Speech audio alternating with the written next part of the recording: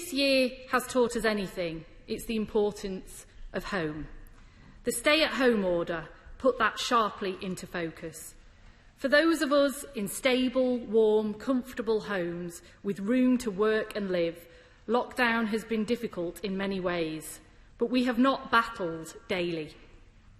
For those renters sharing a home, for those living in damp and overcrowded housing, in unsafe, unsellable blocks covered in flammable cladding, or those without a home, living in temporary accommodation or on the streets, and for those in insecure work or missing out on support schemes with mounting rent arrears. Stay at home has felt like a prison sentence for them. Developers will have watched on in glee. Their planning bill is a developer's charter. Everything they could have wanted to maximise their profits off the back of communities and first-time buyers. We want more affordable home ownership in all parts of the country, but this approach won't deliver it. Millionaire developer donor mates dealt the winning hand. Renters, leaseholders, first-time buyers and local communities dealt a busted flush. Far from a national mission to put homes first for all, we've got more of the same. Nothing illustrates this better than the building safety crisis, a crisis which now goes way beyond Grenfell-style cladding and has broken the market in flats across the country. Without serious intervention, this nightmare will continue for leaseholders and tenants for years to come. The fire in East London 2 weeks ago should have been a wake-up call if the Secretary of State needed another one, that his hands-off approach just isn't working. Thankfully, there were no fatalities, but it could have been much worse. This block was covered in the exact same cladding that caused the Grenfell disaster. What's more, residents tell me that the balconies contributed to the fire spreading. The waking watch failed to reach everyone, and there was no plan for the evacuation of vulnerable residents. Residents have been pleading with the government to fix their block for years. New Providence Wharf has been mentioned in the House of Commons at least 10 times before this fire. Even after receiving millions from the Building Safety Fund and being put on the name and shame list, the developer had not even started removing the cladding by the time the fire took place. Leaving it largely to the private sector hasn't worked. It was never going to. We've asked, we've begged, and we've pushed the government to step in, and now must be the time to act. That's why, with our amendment, Labour is today asking every member of this House to vote to enshrine a cast-iron deadline to make all homes safe. June 2022 will be 5 years since the Grenfell disaster. Nobody should pass this milestone living in an unsafe block. I believe the Secretary of State when he says he wants to do the right thing, but we need much more urgency. We need leadership.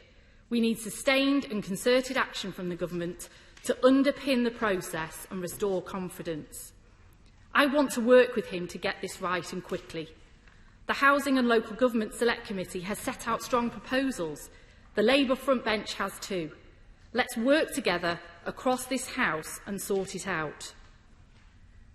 I welcome the additional money put into the Building Safety Fund, but the fund still has lots of problems with its scope, deadlines, application process and transparency. As ITV's survey of leaseholders out today showed, this issue goes way beyond cladding and way beyond the current criteria. Most of the identified problems aren't even covered by the fund, which is exclusively for certain types of cladding. So balconies, fire breaks, insulation and blocks under 18 metres aren't covered, even if applications could be made by the very short deadline. We also need to get rid of the ludicrous first-come, first-served approach. The building safety crisis also goes well beyond funding. Without sorting out the underlying issues, just throwing money at the problem won't resolve it either. The whole system, from mortgage lending, regulation, governance and risk assessment, is broken. Take the Green Quarter, which is just outside my constituency. Leaseholders and the developers were too early for the fund, so have footed the bill to remove dangerous cladding themselves. Works have now been completed, and they recently had a new risk assessment. But instead of getting the A rating they expected for mortgages and insurers, it came back as B2, meaning they're still trapped with further bills to pay, having done all the right things. That's why we need a national task force to develop a holistic approach to building safety and risk assessment, putting confidence back into the system, with all the players around the table and proper regulation and guidance driven by the government. As has happened in Australia, the government must also carry out a full audit of dangerous buildings, prioritise them according to risk, and make it absolutely clear about who pays and, crucially, who doesn't pay. Government ministers, including the Secretary of State, have promised leaseholders they will not be forced to pay. Yet, despite the cross-party pressure, including from the members for Stevenage and Southampton Itchen, amendments to the Fire Safety Bill to enshrine this in law were rejected by the government. In its current form, the draft Building Safety Bill would shift responsibility for all costs onto innocent leaseholders. I will take the Secretary of State at his word, and I expect that clauses 88 and 89 of that draft bill will not be included when that bill is finally published. If he wants to give me that reassurance now, I'll happily give way to him if he wants to give that reassurance to leaseholders watching this today. And if he doesn't want to do that, well, MPs will have another chance tonight to vote on our amendment to do just that. The government says this is a Queen's speech for home ownership. Yet I think that rings very, very hollow for those homeowners living in tower blocks across our towns and cities. Indeed, it's not just a failure of home ownership. We have seen that there has been over a decade of Tory failures on housing. We have seen home ownership decrease. We have seen rough sleeping and homelessness increase. We have seen council house waiting lists increase. The failure to actually deal with the Grenfell tragedy, in the wake of that tragedy, to ensure that all homes are safe. So it's a litany of failures, not just on home ownership. My honourable friend agree? I do very much agree, and obviously I made some of those points in my speech earlier, which was met with silence from the benches opposite. Mr Deputy Speaker, it's right that as we build back fairer, we also ensure that we build back safer. And it feels especially poignant to be introducing the Building Safety Bill so close to the 4th anniversary of the tragedy at Grenfell Tower. I'm acutely conscious of its significance to the bereaved and survivors, who more than anything never want any community to go through what they have suffered. That is what our landmark bill aims to deliver through the biggest improvements to building safety regulation for a generation. Building on the Fire Safety Act, it will embed the new building safety regulator as part of a wide-ranging, rigorous approach to regulating the built environment in this country. In implementing the recommendations made in Dame Judith Hackett's independent review, the bill will strengthen accountability and responsibility across the sector, with clear duties and responsibilities for building owners and managers. It will ensure that products used in the construction of buildings are bound by the rigorous safety standards that I'm afraid are being found wanting day by day at the Grenfell inquiry. Crucially, it will give residents a stronger voice in the system, making it easier for them to seek redress and to raise concerns. The bill also supports the removal of unsafe cladding with a new levy on developers seeking permission to develop certain high-rise buildings. In addition, my right honourable friend, the Chancellor, expects to raise at least £2 billion from a new tax on the residential property development sector to support this work, ensuring the industry pays a fair share towards the cost of the situation it contributed to.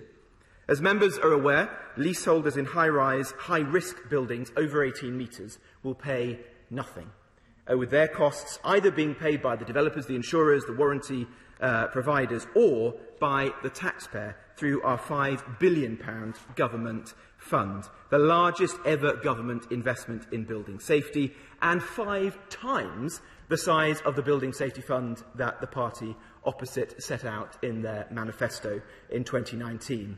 We heard nothing today from the party opposite as to their plans, other than the fact that they would set up a new committee.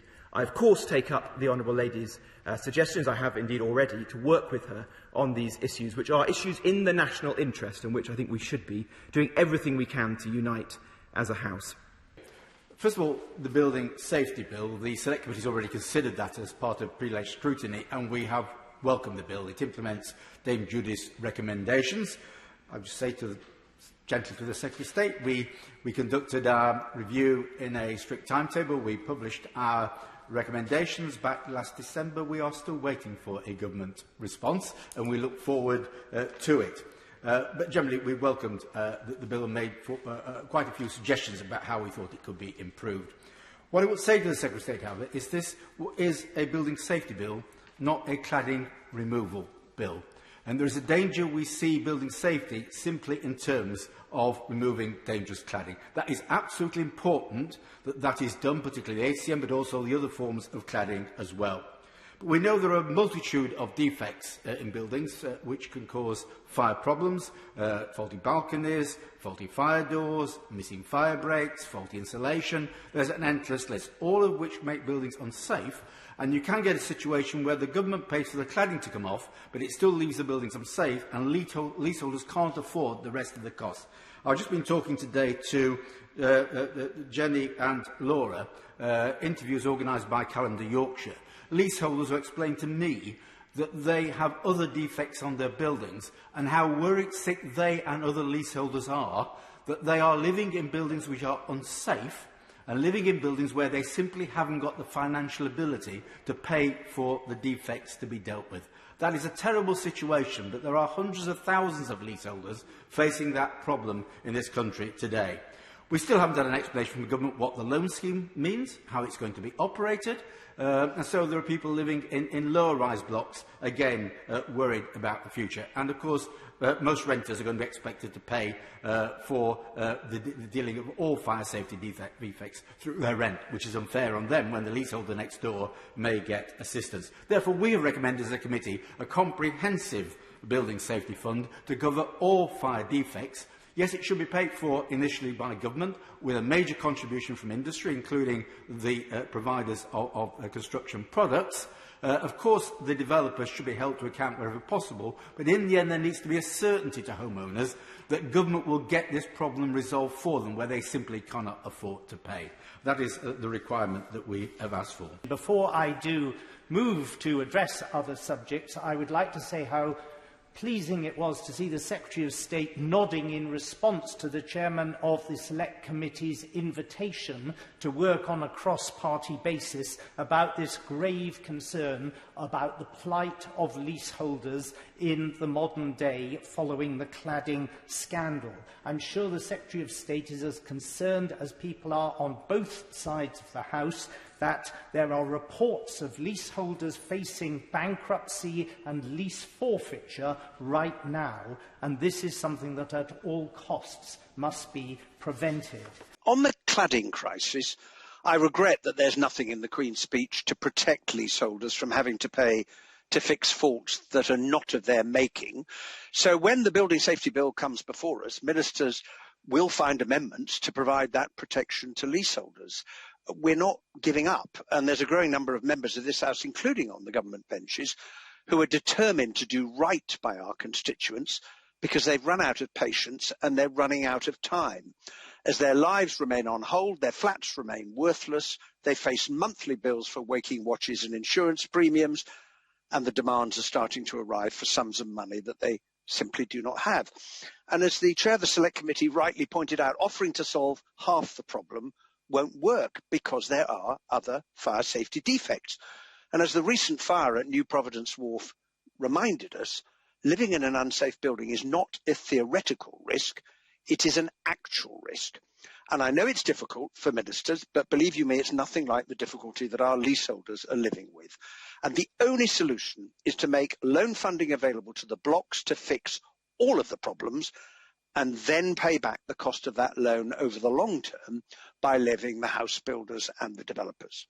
I also want to say a few words about the Building Safety Bill. That is an opportunity for those of us who care, for those who are the victims of this staggering unfairness of the cladding scandal, to seek to address it. But wouldn't it be even better if the government was to do a U-turn now and decide not to lay at the door of those people who are blameless the cost and the price incurred by those who are guilty of recklessness and lethal decisions in both the development side and in the government regulation side over the development of properties over years? It is absolutely outrageous that we are apparently about to penalise the innocent for the failures of the guilty. I want to address whether the government's proposals help many of the leaseholders in Garston and Halewood in any meaningful way.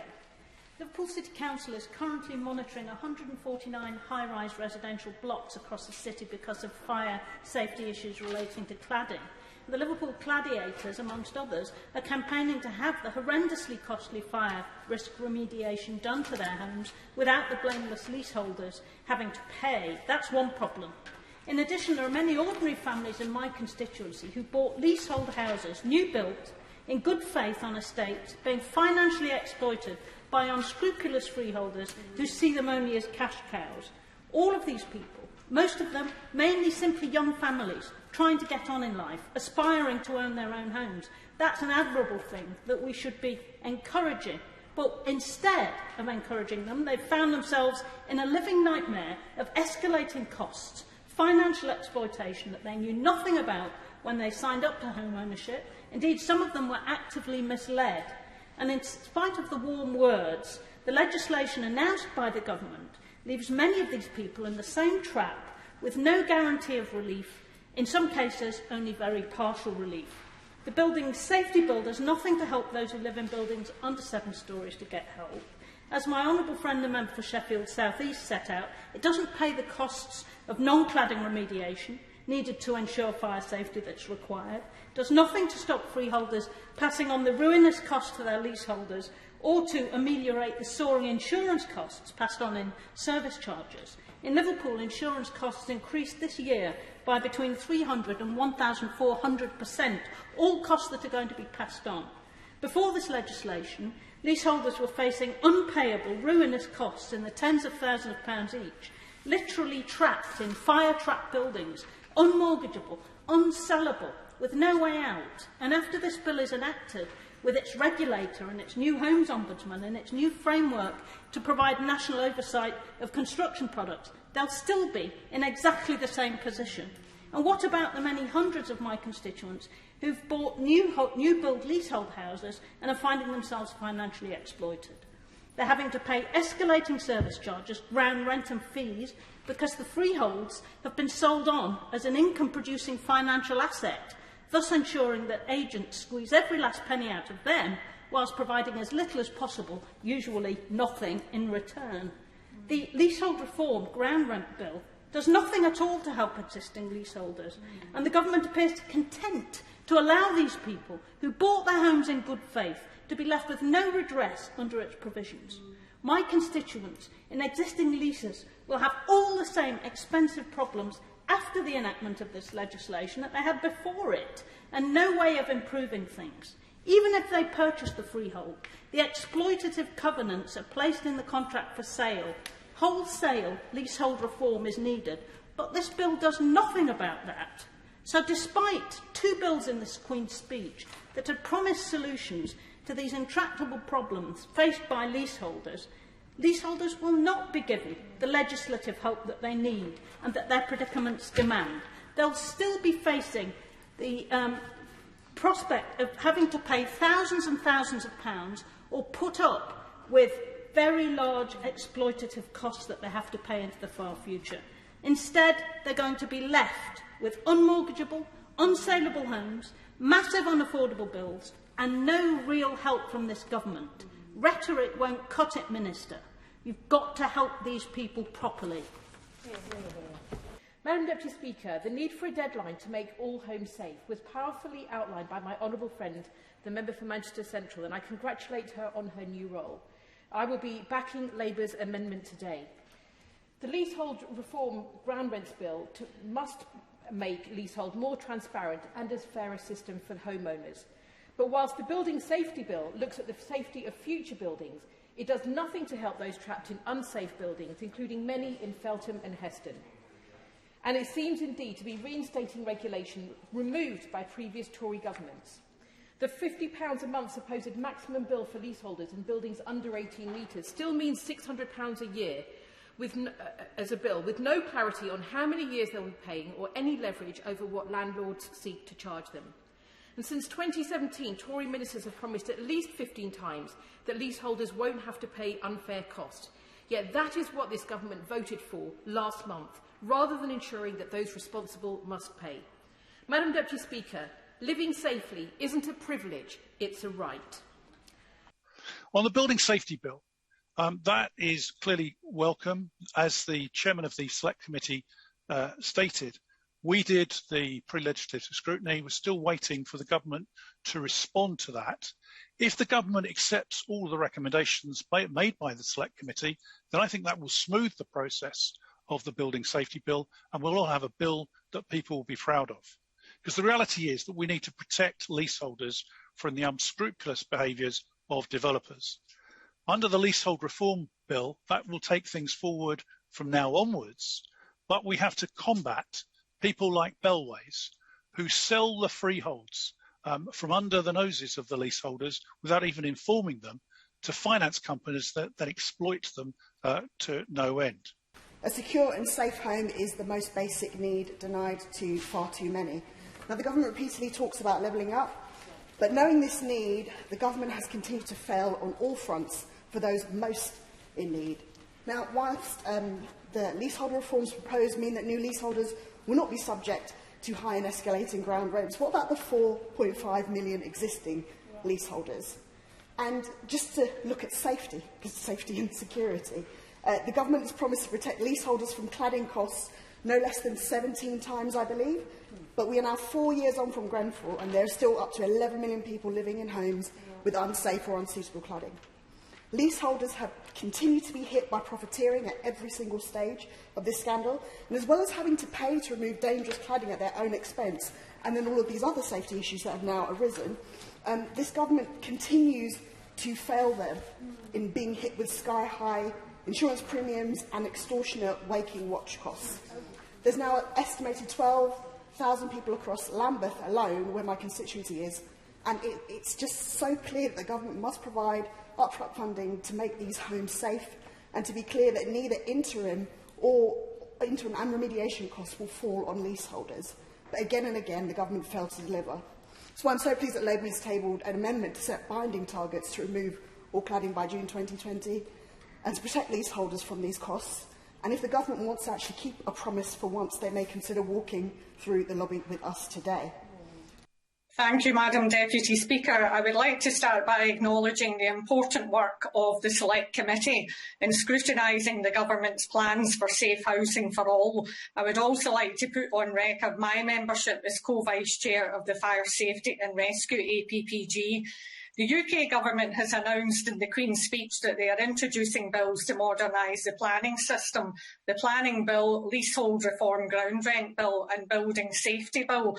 While the UK Government's plans for leasehold reform are welcome, there remain some concerns that the UK Government has no intention in addressing a persistent key problem with many tower blocks across England, the issue of remediation costs for faulty cladding. At present, leaseholders face, and under current plans will continue to face, remediation costs passed on to them by the owners and developers of buildings with unsafe external wall cladding. This is an indefensible situation which is affecting the mental health and well-being of thousands, putting them in a position where they're at real risk of financial ruin, despite not being in any way responsible for the dangerous material used for the cladding of their homes. Many of the affected are on medication due to stress over the worry of finding these funds and the anxiety surrounding the potential of fire by living in an unsafe home. They cannot sell their homes either, as lenders will not offer mortgages until the dangerous cladding is removed. This is a national disgrace, and the government must take immediate action to rectify this. The government had an opportunity to address this issue in the debates around the Fire Safety Bill. This was not done despite multiple amendments by members of this House, including the Right Honourable Member for North Somerset and from the other House, amendments that aspire to introduce a real prohibition on the passing on of remedial costs to leaseholders. In this new session, the government must follow the example of the Scottish Government, which has taken a holistic approach where the priority for remediating faulty construction is on public funds and developers. In Scotland, a programme of single building assessments will be carried out, undertaken on a whole building rather than individual flats. This will allow buyers and sellers in affected buildings to access mortgages without being forced to pay for an external wall system report on their individual properties. As elaborated in the committee report, the UK Government has the option to create a comprehensive building safety fund to fund all fire safety remediation projects in high-risk buildings of any height. This should be fully funded by the UK Government and industry, with clear principles delineating how the cost should be split between the two. This should also be followed by a re-examination of the principles under which funds are allocated to remediation projects, and instead of the current height-based approach, the government should prioritise allocating money to residents living under the greatest safety risk. They must also at last address the worries many have felt since the tragic Grenfell disaster and put in place a legally enforceable deadline for all historic building safety defects to be removed as part of a government-led UK-wide effort to make homes safe at no cost to leaseholders or tenants. The UK Government cannot continue turning a blind eye to individuals and families being forced to pay for safety defects they did not cause. The dream of many is to own their own home, Madam Deputy Speaker, but if they find themselves trapped in a home they can neither be safe in nor sell, that dream can quickly become a nightmare until any planned leasehold reform recognises this problem and commits to fighting it. The UK Government is complicit in perpetuating this nightmare. Of course, we've still got to deal with the issue of cladding. The £5.1 billion set aside by the government is a very large amount of money, particularly in the current fiscal circumstances, and I would caution my colleagues who think that they will be able to get substantially more money coming from the Treasury. What we have to do is to ensure that we get the end of forfeiture, which is why I welcome the leasehold reform. We need to ensure that the cost falls in the appropriate place, not on leaseholders, and that we don't absolve developers and builders of their responsibility to put right the mistakes that they created. We must ensure that taxpayers' money is only spent where it is absolutely necessary, and we must ensure that the taxpayers are not ripped off by putting right things through public money that should be put right through the private money of the developers. I welcome my Right Honourable friend's commitment to look at Portishead in my constituency as an example of many of these issues. I look forward to welcoming him or his officials, as many of them as like to come down. What is the government going to do for my constituents living in Methven House, Prowse Court, Brickland Court, Geary Court and Gold Lion Court, who remain trapped in unsafe buildings? If the recent fire at the New Providence Wharf showed us anything, we need a comprehensive building safety fund, fully funded by the government and industry, that applies to all high-rise buildings, irrespective of height or tenure, and which covers all fire safety defects and associated costs. What we need is a government on the side of the public to build homes that are safe, which takes me on to the issue of the cladding crisis, Madam Deputy Speaker. Any government should have at the forefront of its responsibilities the duty to protect its citizens, protection from the likes of what we've seen with the Grenfell fire disaster. It was an absolute catastrophe for those who lived in that block. And what we saw more recently in Tower Hamlets was a fire in the block in the constituency of my honourable friend, the member for Poplar and Limehouse in New Providence Wharf.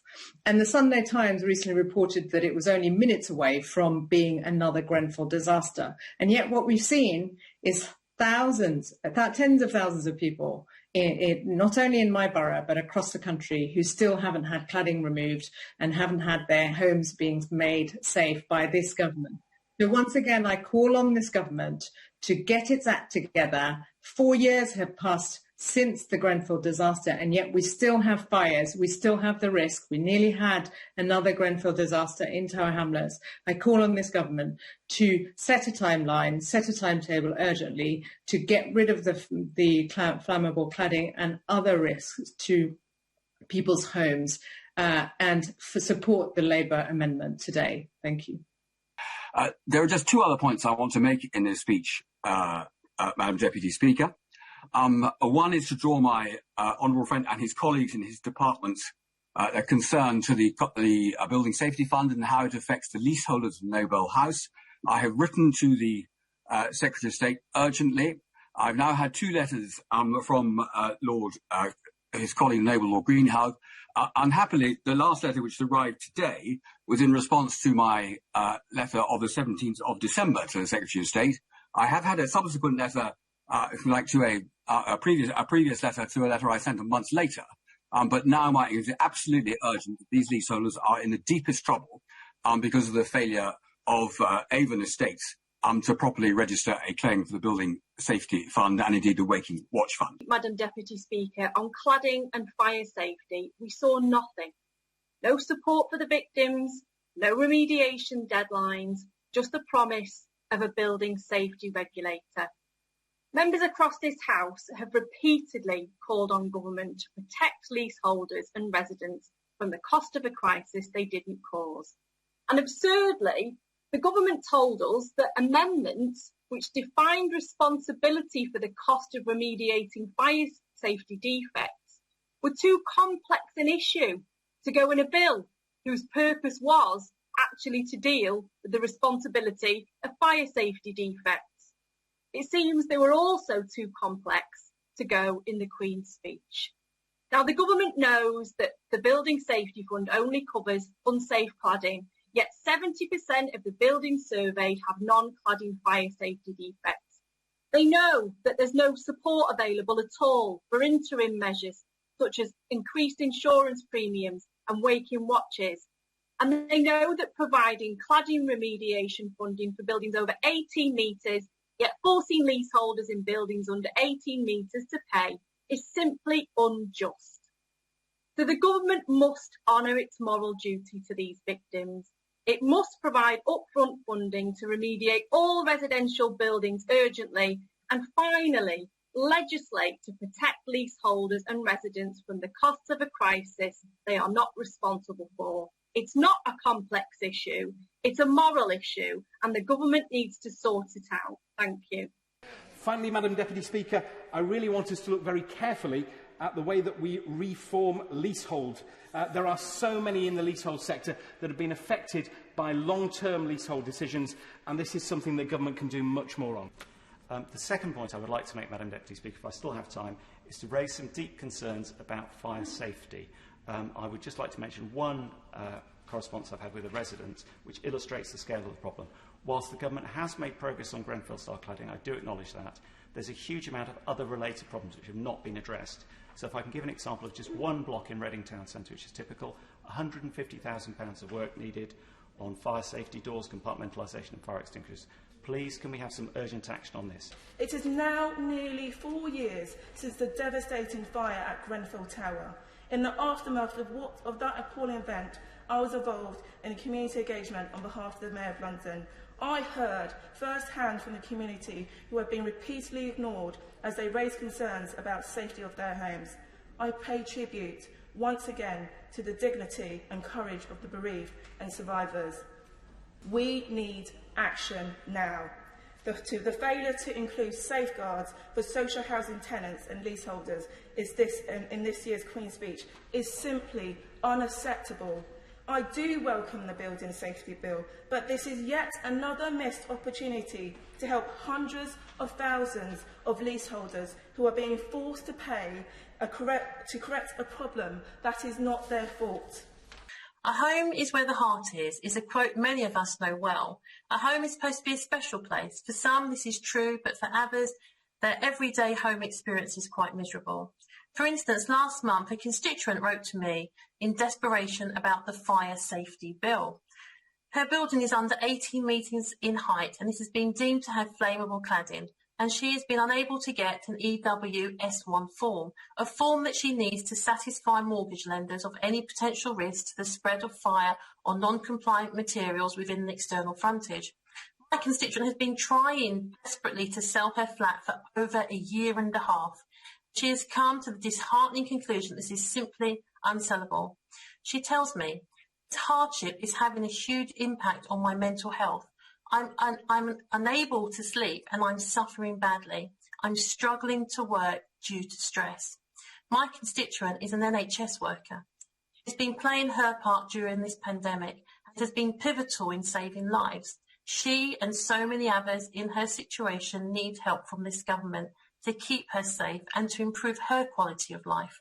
I'm sure people listening to this debate will agree with this. Too many people and families in our country are faced with risky situations, living in risky homes and feeling at risk of harms, such as dangerous cladding and no fire safety measures. We have across our country one of the worst housing crises in living memory. Millions of homeowners and tenants suffering from dangerous and substandard properties coupled with skyrocketing rents, while young people looking to get onto the property ladder face insurmountable obstacles to home ownership.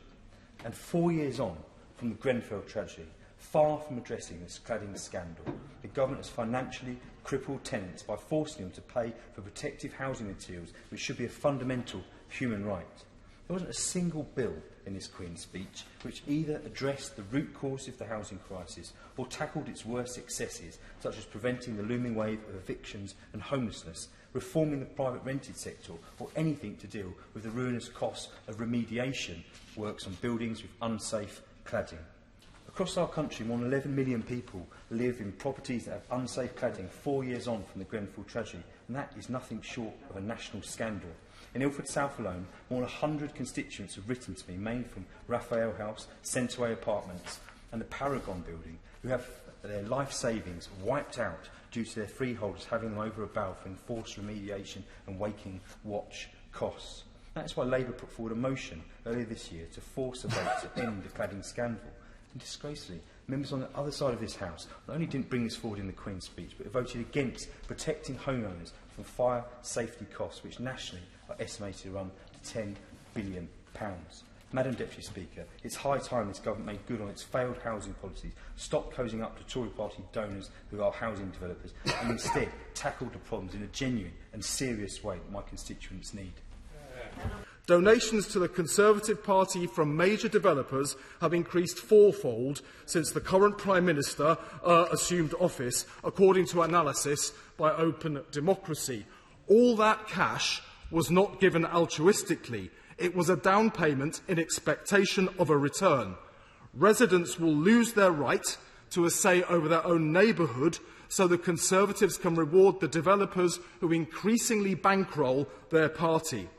The Prime Minister is paying back developers by selling out communities. The government must think again. If they persist in this brazen attempt to sell out communities to the wealthy developers who bankroll the Conservative Party, then they will deserve to reap the political whirlwind that will surely follow. Nearly 4 years have passed since the tragedy of the Grenfell fire, and we owe it to the victims, the bereaved and their families, to ensure that this country has one of the most rigorous and robust and safety regimes in the world. The gracious speech confirmed that we'll soon bring forward the Building Safety Bill to Parliament, delivering the greatest improvements to building safety in a generation. And crucially, Madam Deputy Speaker, the bill will also place clear legal duties on those who build and manage new homes and a building safety regulator with robust enforcement powers who will oversee new building work to ensure risks are properly managed. First and foremost, we will put residents at the centre of this new system by creating a statutory residents panel. The bill will also restore confidence to leaseholders, because we've always made it clear that building owners and the industry should make buildings safe without passing on costs to leaseholders, and where they have not stepped up We have stepped in, investing £5.1 billion to remediate unsafe cladding on high-rise buildings. We've also instituted a generous finance scheme to support remediation on lower-rise buildings. It's an absolute priority of the government, and we will bring forward our proposals for this as soon as we possibly can. Madam Deputy Speaker, as is an unashamedly ambitious agenda set out in the gracious speech, we will build back fairer and safer and better. We will confront the building safety issues that no government has dared to tackle, and we will create a robust, world-class system. We'll level up communities the length and the breadth of our country. We've got the overwhelming support of the people across the country, from Accrington to Asfordby, from Hastings to Hartlepool, with the people behind us, with the future before us, brick by brick, home by home. We will build back Britain better.